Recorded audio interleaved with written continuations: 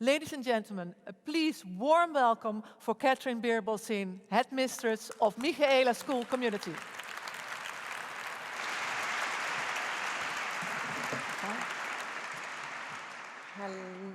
Right, you know, I said, I don't want to get too close. I said to this guy at the back, I really want to impress this audience, so can you tell me how to say hello in Dutch? And he said, hello. And I thought, right, well that won't do. So watch this. Goedemiddag. Yeah, pretty good, eh? And I got an applause, and you know why? Because learning is hard, right? It's really hard. And I want to ask you today why you wake up in the morning. Is it to do your job? How about being a rich banker instead? Is there anybody in the building who would prefer to be a rich banker? I don't see any hands. And you know, I'm guessing that that's because everyone who's in education wants to change the world, okay? That's why we all went into education, because we want to change the world. But here's the catch. We can't change the world by doing what's always been done. If you do what you've always done, you get what you've always got. So what then's always been done in education? Well, in everything, really. People copy those around them. It's what 99% of the world does. What they've always done and what they'll always do. They copy the norm of their age, and they never question the received wisdom. In schools, we face problems, right? We all know this. We face loads of problems. We have teacher shortages, kids with challenging backgrounds, kids who struggle in the classroom academically, unsupportive parents, they're a real problem. Unsupportive media, society, the list is really long. And then we do what everyone does. We use progressive teaching methods, progressive behavior systems, and we set progressive expectations, which are really low for our children. We cross our fingers and we hope for the best. Well, my advice is, just like him, be different, okay? That's my number one piece of advice is, be different. In 2011, I first came up with the idea of setting up Michaela, the school. And after a long battle I won't bore you with, we finally opened in 2014, in September 2014. We now have 600 pupils. And this academic year in August, so you know, in a few months, we'll get our first GCSE results. So those are national exams. And I think our children will likely do well, but that's not the most incredible thing about Michaela. What visitors are most impressed with is the environment of the school, how kind and hardworking and motivated our pupils are, despite coming from London's poorest communities. We're in the inner city, so gangs, knives, they're part of our daily experience. Simply keeping our children safe from the underworld of the inner city is a challenge, but we succeed. And today I want to share with you some of the things that we've learned about what works in schools. So, number one, learning is always our focus, okay? Always. Learning is hard, like I said. Happiness is a byproduct of learning, okay? People often say we need to have happiness lessons, and that is wrong. If you teach kids well and they learn, they will be happy because they go to school to learn. That's the number one thing that we need to remember. And learning should always be our focus as a teacher and as a leader in school.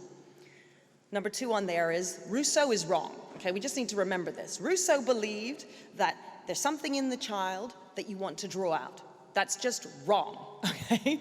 We need to put things into the child, okay? So that basic thing there, you're not drawing it out, you are putting it in, okay? Number two, one of the three, sorry. Centralized detentions. Now, most schools have detentions. Certainly, if you have a challenging intake, you must have behavior systems that will work. And one way that takes the pressure off teachers is to make your detentions centralized. So they're run on a rota by the teachers, and they're supported centrally. You're not just leaving it up to the individual teacher. One of the big things that we do at Michaela that I think is different is the consistency that we get across the school. And that comes from the senior leadership team that is trying to get teachers to be more consistent than you would find at other schools. So one way is through centralized attentions. Another is through consistent behavior systems. So at Michaela, now you could do it differently, but you want to do it similarly across the school. We have merits and demerits, okay? That's what we use. And if you get 2 demerits, you get a detention. We try and aim to give out, and I'll say later on, about 4 or 5 merits. Every teacher should be thinking for their ratio should be 4 or 5 merits to every 1 demerit that they're giving out. And this is a general consistent theme across all of the teachers. And all the children understand the behavior system. So it's easy. Children like routine. They like to know what's expected of them. So you want to have that. If you give too much freedom and autonomy to your teachers, then it makes kids confused. And they don't know what to expect when they go to the classroom. So 4 on there, centralized homework. Again, I mean, you will all know in schools, the children do their homework for Mr. X, they don't do their homework for Miss Y, because there is too much autonomy and freedom given to the teachers and to the systems in the school. If you centralize the homework so that everybody has a set day, so that the senior leaders are very clear about what is being set and so on, and that there is order to it, real order and structure to that homework, all of your children will complete all of their homework all of the time. And that should be your goal, that 100% of children are completing their homework 100% of the time. And that really should be the goal, because the kids who end up not doing the homework are always the poorest kids, are always the kids who don't have the support at home. And they are the ones that we most need to help. Senior leadership team, that's the SLT there, so meetings every morning. We meet every morning, and we go through detail. We're obsessed with detail. I know all the different things that are going on in the school. I want to know, I'm talking about the clocks being exact. I'm looking at when the bins are going out. I want to know how the gate works. Do we have a bin there so the kids can put their rubbish in? What about phone collection? Also, I know all of those details, and I'm obsessed with them. And when I say you're not that important, what I mean by that is heads often think, well, do you know who I am? I need to be at events like this more often, etc. And I rarely go to events like these because I'm in my school every day and I'm obsessed with the detail. And that's really, get your hands dirty is what I'd say as a head. Number 6, consistent sharing of good practice with teachers. So amongst our teachers, they are going around doing observations of each other constantly. And when I say observation, it makes it sound too official, because it really isn't an observation. They drop in. They drop in for 10 minutes, 15 minutes. They sit and they watch. They might say, oh, why don't you try this next time or try that? I'm going to take this idea from you. Thanks very much, right? They're doing this all the time. And when I say all the time, I don't know, 20 to 30 observations will happen in a day, easily. And there are only 40 teachers in my school. They're constantly in and out of each other's lessons because they love sharing that good practice. Ban bureaucracy. Now, this is key, really key. In schools, people spend far too much time on bureaucratic nonsense. If I hold a meeting, I never take minutes. I never write out an agenda. Never happens. My meetings every morning with my senior team, during the day, I have a notebook where I'm writing down things that I need to talk to them about, and then the next day I run through my notebook, because I've written it down for me to remember, but I'm not typing it up and putting it into an agenda and sending it out to them, because it's a waste of my time. Right? I don't do things that are a waste of time.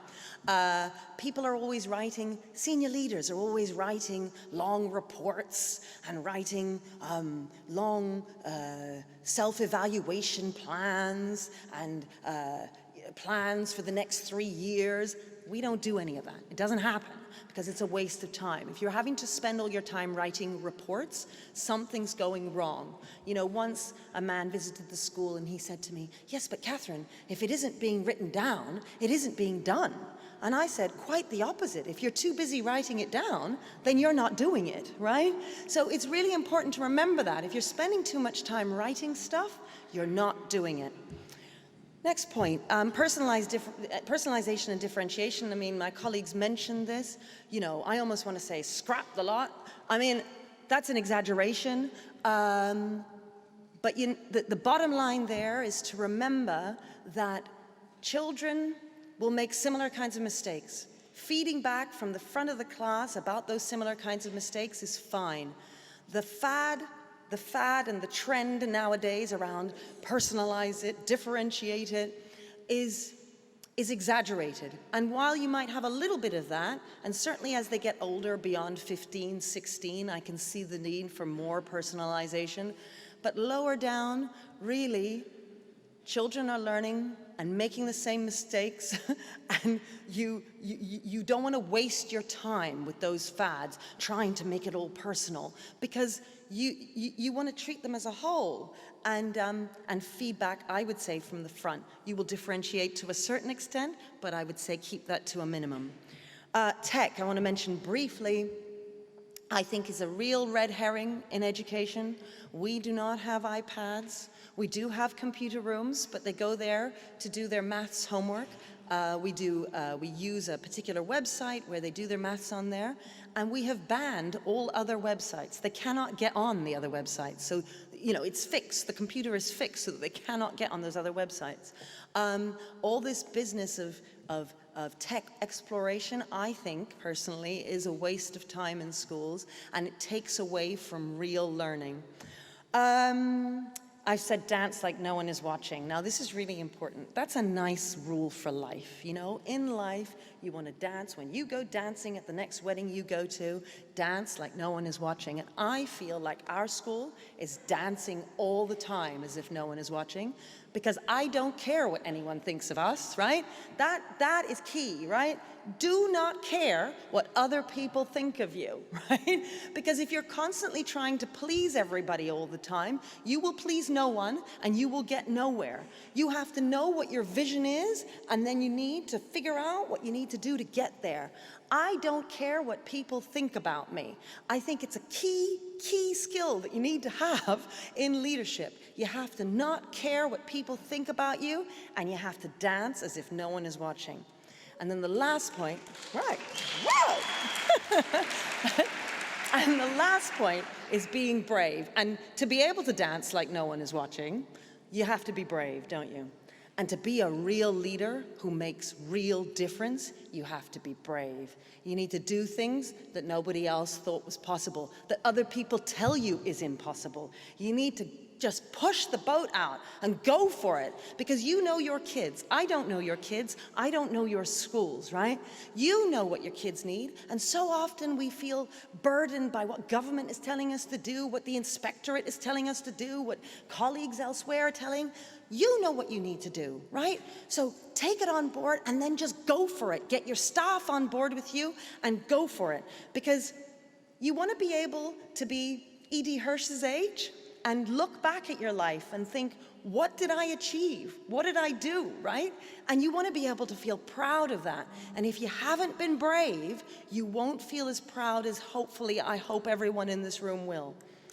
So, now we'll come down to lessons, putting knowledge in and questioning. So, you need to put the knowledge into them, okay? Your teachers need to put the knowledge into the kids. Number one thing I'd say is, are you cold calling a variety of pupils? The underachieving pupils. Do you only pick the pupils in the class who you know the answer? Or are you picking a variety of pupils? Are you picking the pupil who you know never has his hand up?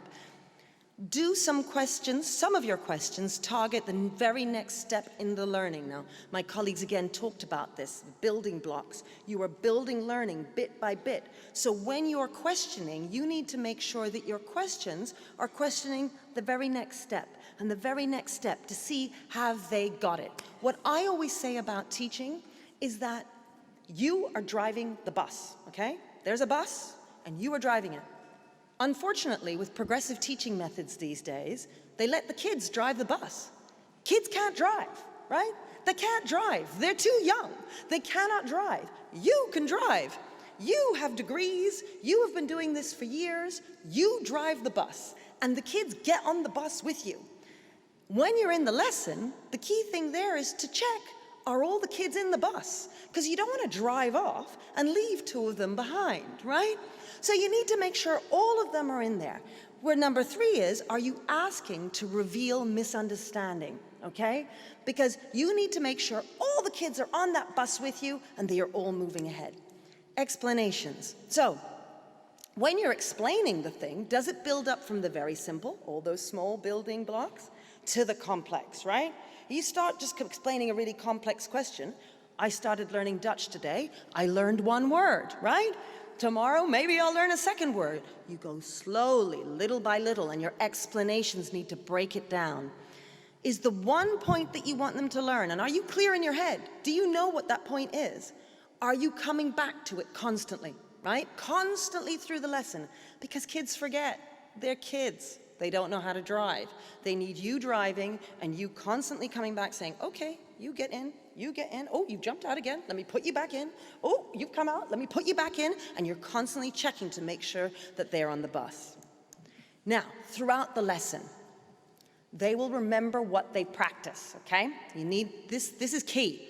They will remember what they practice. So if in the lesson you are practicing X, they're not going to remember Y. It's really important that you practice the thing that you want them to have learned by the end of the lesson, right? Too often, teachers don't do this because they get distracted. Sometimes they get distracted by this game that I say called Guess What's in My Head. And they say things like, so how do we say good afternoon in Dutch to a bunch of my colleagues? And my colleagues would all sit there and look at you. Like sometimes it happens in the classroom. The kids all look at you and go, what? Because you're asking them to guess what's in your head. What you want to do is ask them something that you've taught them, right? If you've taught them it, then they have a fighting chance. If you haven't taught them the thing that you want them to know, and you're just asking them because you believe that Rousseau was right, and you believe that you're bringing it out of the child, little Amy at the front, who puts her hands up all the time and is able to answer the question, she's able to answer it because somebody taught her at home. Somebody else put that information in there, right? You didn't do it, somebody else did. But little Johnny at the back of the class looks at Amy and thinks, you're really clever and I'm really stupid. What Johnny doesn't do is think, well, actually, it's because of my socioeconomic background and my parents don't have books at home, so that's why I wasn't taught that at home. He doesn't think that. He just thinks he's dumb. And ultimately, it's the teacher who is responsible for making Johnny feel like he's dumb because the teacher has played the game, guess what's in my head, instead of teaching something first before asking questions on it. Are you signposting? So, are you clear on what they want them to learn? Number two, are you sure that what you're saying is helping them learn it, right? That's key. Sometimes teachers going off on some crazy tangent over here. Is what you're saying about what you want them to learn? Is learning your focus? Because learning is really, really hard. And are you assessing that they've learned it? Is everybody on the bus, okay? Now, ethos. I'm going through a lot of stuff here, aren't I? So, ethos, personal responsibility. This is key in our school, key. Often, teachers are made to feel like it's all about them, okay? And I say this to the leaders in the room.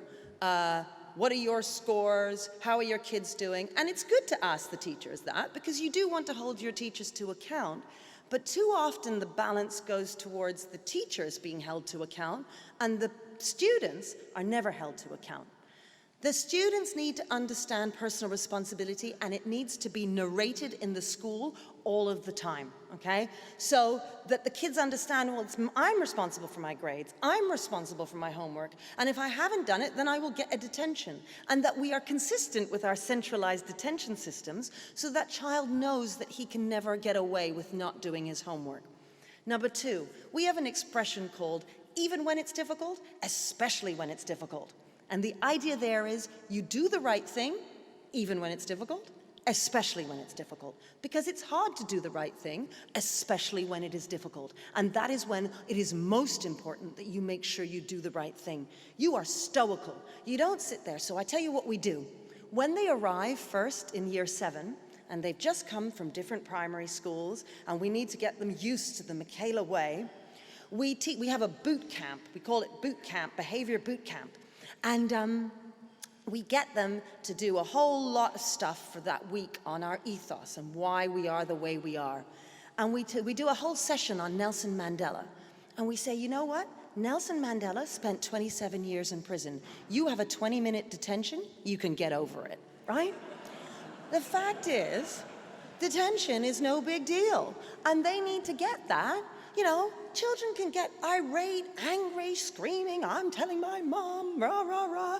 They got a 20-minute detention. They're going to do a bit of work, whoop-de-doo. And this needs to be narrated around the school. Top of the pyramid. We have a whole expression of getting towards the top of the pyramid. And at the bottom of the pyramid, you do things, you do the right thing, because you might get a detention or a demerit.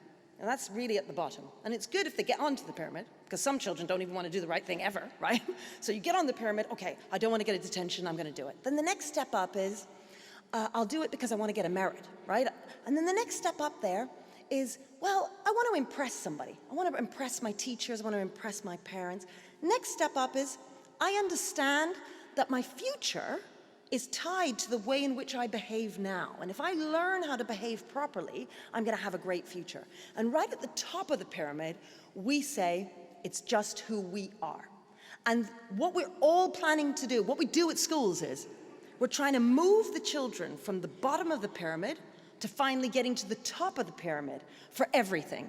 So I can tell you with certainty that 100% of my children have now moved from being at the bottom of the pyramid to the top for bringing in a pen. Everybody at my school will bring in a pen because that's just who they are. They weren't like that at the beginning, they are all there now. Do they all make 100% effort on their homework? No. Some of them are at the top, some of them are somewhere in the middle, some are still at the bottom. But our role as teachers is to try and push them up that pyramid in everything. That's what we're doing. We're teaching them. So, being grateful for your hard work. Now, this is key, all right? It's like the personal responsibility point. Teachers are killing themselves all over the world. They're doing all this marking, they're doing all this planning, they're doing all this meeting with parents, they're killing themselves, and the kids just, well, they expect it. Kids will expect it unless you narrate it otherwise. They are children, and gratitude needs to be taught, okay? When you have a toddler, 3-year-old, you have a bit of chocolate, you say to him, what do we say? Thank you. And then the toddler says, thank you, Mummy, and you give him the chocolate. If he doesn't say thank you, you don't give him the chocolate. We understand that with young children, we must teach gratitude. It is the same with older children, and you must teach them to be grateful for your hard work, because you're working hard for them. They need to know that, and they need to appreciate you. Next point, mistakes are okay. It's okay to make mistakes in this classroom. It's okay to make mistakes with our ethos. We're on your side. We're with you. We're fighting with you because we're fighting the big guys out there who aren't going to give you that job interview, who aren't going to give you that place at the top university. We're in this together. We're climbing the pyramid together. We're in the same bus, and you're coming with me, right? Mistakes are fine. And the last point, we say this is one of our mottos, work hard, be kind. 2 things you want your children to be. You want them to work hard. We never talk about children being bright or not so bright and so on at Michaela. We talk about working hard. He's not doing well, he's not working hard enough. Oh, he failed that test, he didn't work hard enough. Always. It's always about how hard you work. Second point is, it's not good enough to just work hard. You need to be kind. You need to be a good person. And if you can get your kids doing those 2 things, you've won. That's what you want. You want them to work hard and to be kind. So, next point, in terms of building relationships, you want to build relationships with the kids. So there's lots of ways of doing this. I mean, here's a few points in doing it. Entrances and exits, when they're coming in and out of your classrooms. You say to one child, really great work today, fantastic. Or when they're coming in, naughty Johnny is coming in and you know he's a bit naughty and you say to him, expecting great things from you today, don't let me down. Nice little whispers like that. Quick. Merits to the quieter pupils, number 2 there. So I said ratio of 4 to 5 merits to 1. You're handing out lots of merits. They're there going, miss, miss, miss, look at me. Children want to please. Children want the praise, but they don't want praise for nothing. You need to make sure that the praise is for something good, because when you're just praising everything, it becomes meaningless. You want to narrate the demerits and then rebuild the relationship. So you give a demerit, you give a detention, but you explain why. I've given that demerit because you weren't sitting properly on your chair. And then if he ends up with the detention, after the detention, you will go and talk to him and say, expecting great things from you next time, so you've rebuilt that relationship. You're friendly and upbeat all the time. You're winking, you're smiling, you have in-jokes with your class, nicknames, have a nice evening, all that sort of stuff builds the relationship. And then we have these good postcards home. This is a very simple thing that everyone can do in their schools. You have these good postcards, and the teacher just fills it out quickly. You just have their form class and their name, and then had a wonderful day in the test today, or gave great contribution in class today, and you can give it to the child, or you can actually post it home. So now I want to show you some examples, you can read this now, of the kind of thing that happens in our schools, school. People think that having knowledge as the focus of your lessons means that children cannot be creative. I have so many examples of how knowledge is the thing that enables creativity. And you can see that here, where these children are talking about the planets, and they're talking about the music, and they are able to understand the music because of the knowledge that they have been taught around the planets and also around the gods. And they've done that in English, but they understand their music through that. Here is another example of music and history, okay? They had been taught, they've been taught about the Second World War. They know their music really well. And when I say taught about the Second World War, they've been given that knowledge. They haven't been told to bring that knowledge out of them. And here, these are children at the school having a conversation which is filled with knowledge and enables them to be independently minded. It enables them to be creative. It's knowledge that leads to those things. I next want to be able to show you some of the artwork that our children have done. And again, this is just direct instruction where we are teaching from the front and teaching them how to draw. Now, to say on that, when they arrive with us at 11, remember these are inner city kids. They have never drawn anything in their lives. They don't know anything about art. This is a variety of art that we've got from our 14 to 15-year-olds that they have done, right? And this is what they do. This is standard art at Michaela. That boy really does look exactly like that. That's his self-portrait. You can see it automatically in the artwork. And these are inner city children who have never drawn before, and after 3 years of art, this is what they can draw, right? It's amazing what they can do. And you see it just there. I would show you their English essays, but it would take a lot longer to read. This girl, for instance, I mean, she is special needs. She struggles, really, really struggles. I mean, she looks exactly like that. I can't believe that they can do this sort of stuff.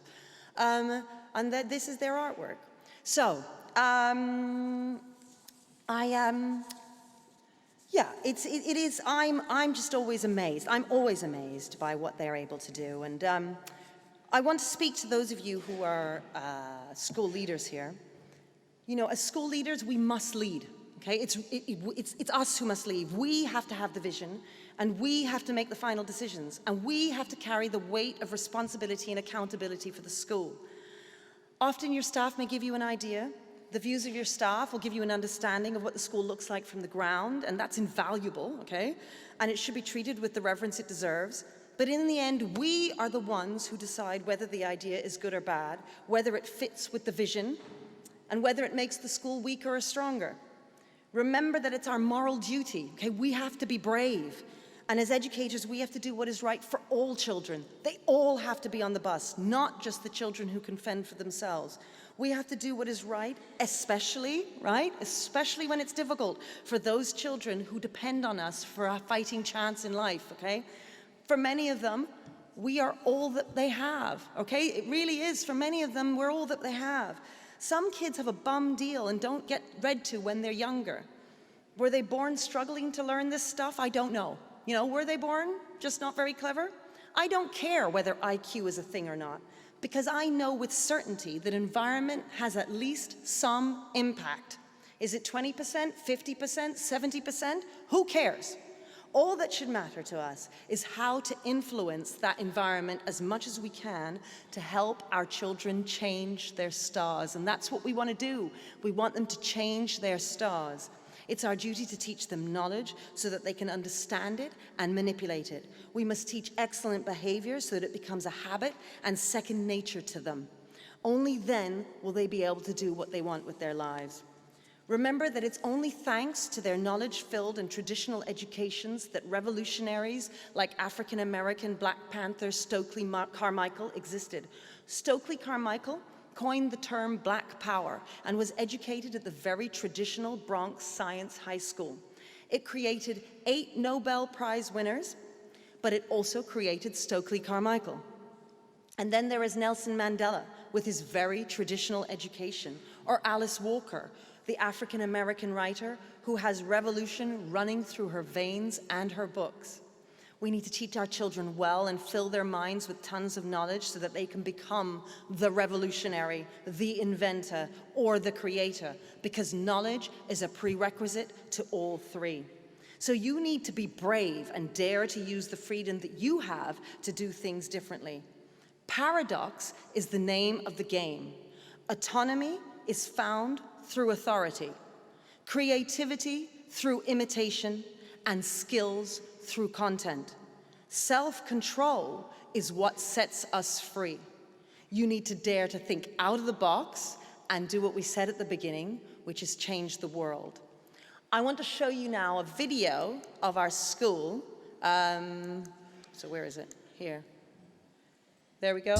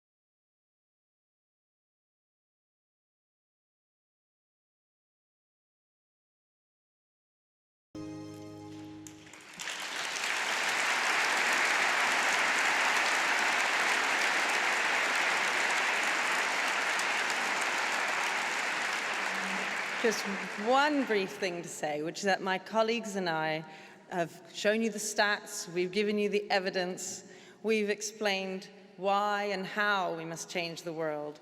It's now up to you to go ahead and change it. Thank you.